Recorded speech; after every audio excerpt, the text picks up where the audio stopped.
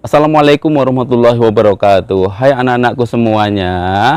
Hari ini ketemu lagi dengan Pak Tejo, mau belajar bersama anak-anakku semuanya. Tapi sebelumnya marilah kita awali belajar kita dengan baca Bismillahirrahmanirrahim.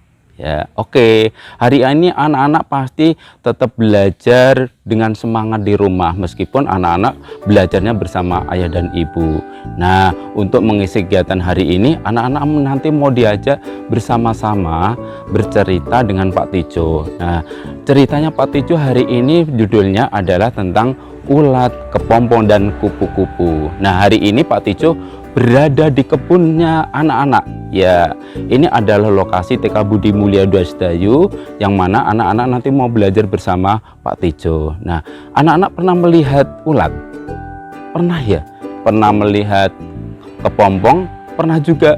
Pernah melihat kupu-kupu? Sering, soalnya anak-anak kalau rumahnya di desa atau di kota yang bahkan banyak pepohonan, pasti sering melihat kupu-kupu juga.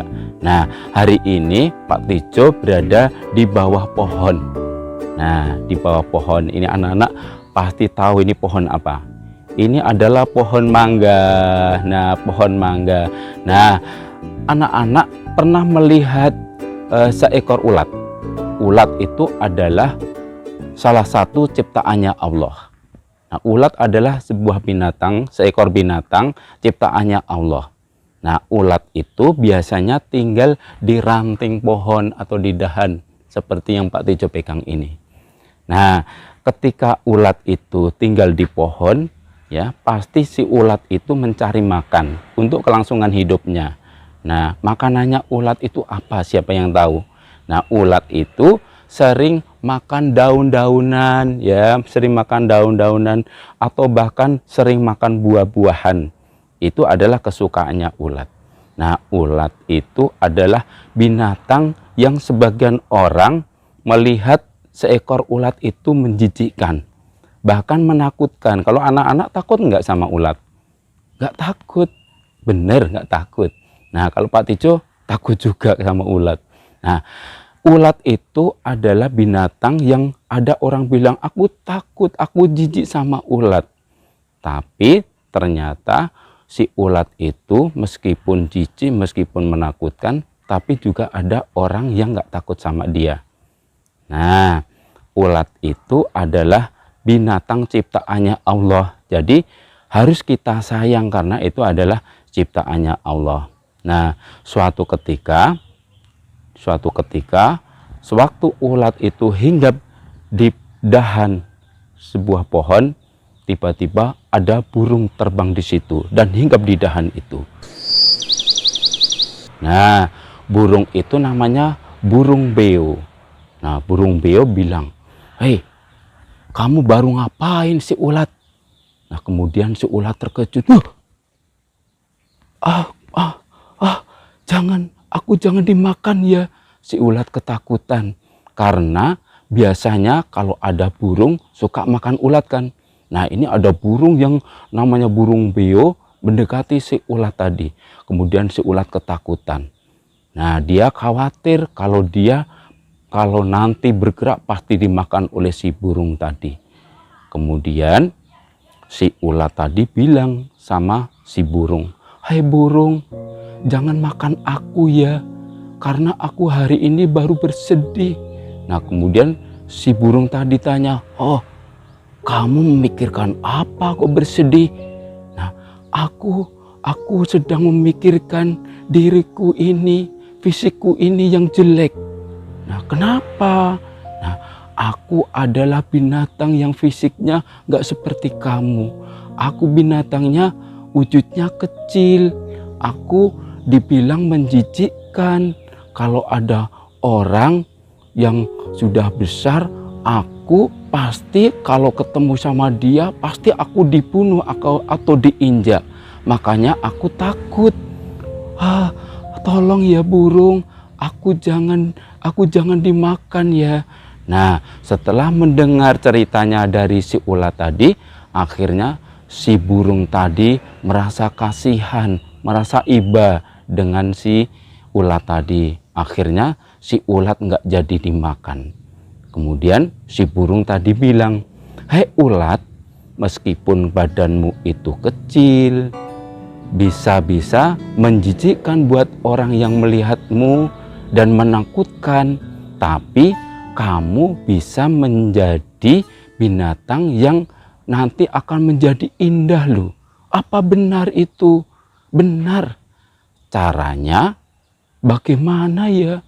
"Nah, gini ya, si ulat, kalau kamu mau mengikuti aku, kamu harus ada syaratnya." "Syaratnya apa?" "Aku pasti akan melakukan syaratnya itu." "Nah, aku akan memenuhi syaratnya."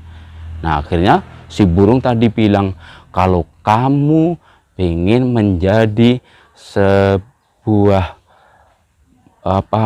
akan menjadi seekor binatang yang nanti akan menjadi indah, kamu harus melakukan tirakat atau berdoa kepada Allah Subhanahu wa Ta'ala."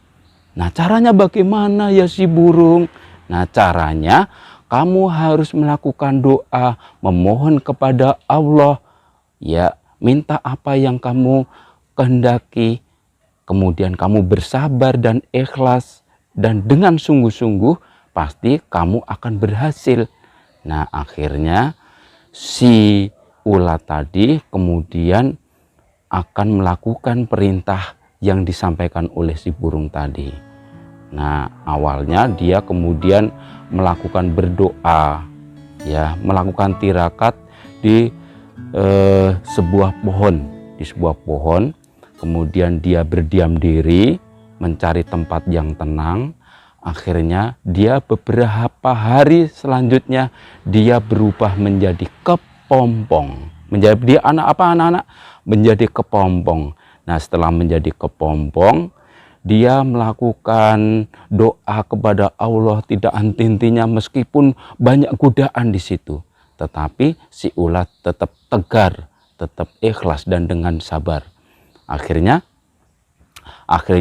beberapa hari kemudian si ulat yang tadi sudah menjadi kepompong berubah menjadi kupu-kupu. Nah, indah sekali kupu-kupunya, bisa terbang ke sana kemari. Nah, ada orang yang melihatnya, dia kemudian senang, mengejar-ngejar, ingin menangkapnya. Nah, itulah perubahan dari ulat yang tadi menjadi kepompong kemudian menjadi kupu-kupu. Dia sangat ceria, disegani banyak orang, kemudian diburu, mau ditangkap. Nah, akhirnya apa?